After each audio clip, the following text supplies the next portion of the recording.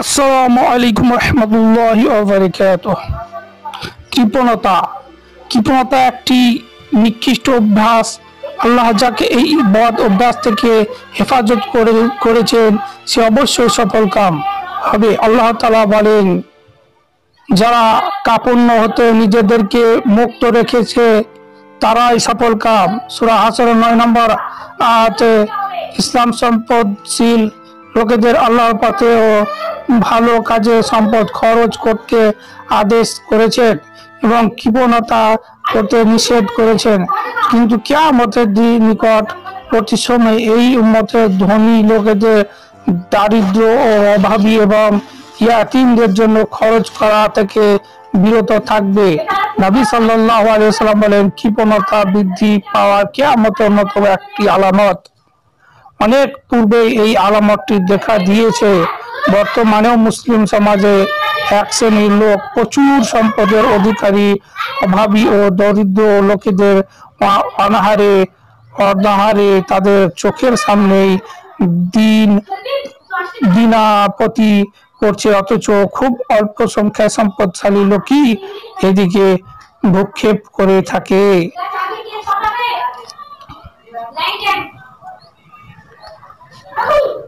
রাসূল সাল্লাল্লাহু আলাইহি ওয়াসাল্লামের আগমন বুখারী, তার ওফাত বুখারী, তার আঙ্গুলের ইশারায় চন্দ্র দ্বিখণ্ডিত হওয়া সূরা কামার কিয়ামতের ছোট আলামত, সাহাবাগণের বিদায় মুসলিম, বাইতুল মুকাদ্দাস বিজয় বুখারী, দুইটি প্রলয়ন মহামারী হিজরিতে হয়েছিল, নানা ধরনের ফিতনার প্রকাশ ঘটবে।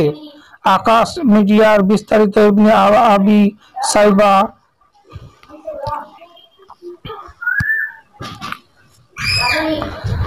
সহিহ মুসলিম শরীফে উম্মার বর্ণিত হয়েছে, একবার জিবরিল ফেরেশতা মানুষের আকৃতি ধরে ধবধবে সাদা পোশাক পরিধান করে নবী সাল্লাল্লাহু আলাইহি সাল্লামের কাছে এসে ইসলাম, ঈমান এবং ইহসান সম্পর্কে প্রশ্ন করেন।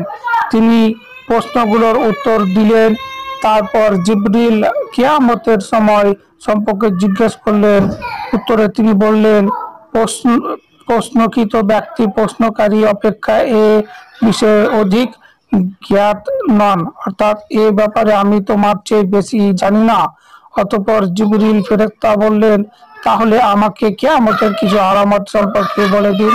তিনি বললেন, যখন তুমি দেখবে দাসী তার মনিবকে প্রসব করছে এবং এক সময়ে বস্ত্রহীন, অভাবী এবং উট ছাগলের রাখালরা বড় বড় দালান কোঠা তৈরি করছে, তখন তুমি মনে করবে যে কিয়ামতের নিকট।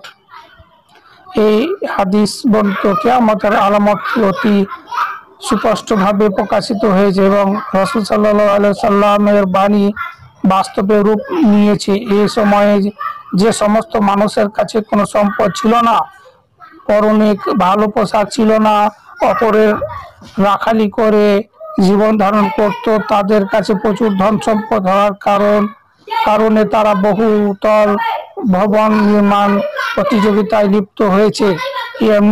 এমনই ভাবে কিয়ামতের পূর্বে মানুষের আসল অবস্থান পরিবর্তন হয়ে যাবে।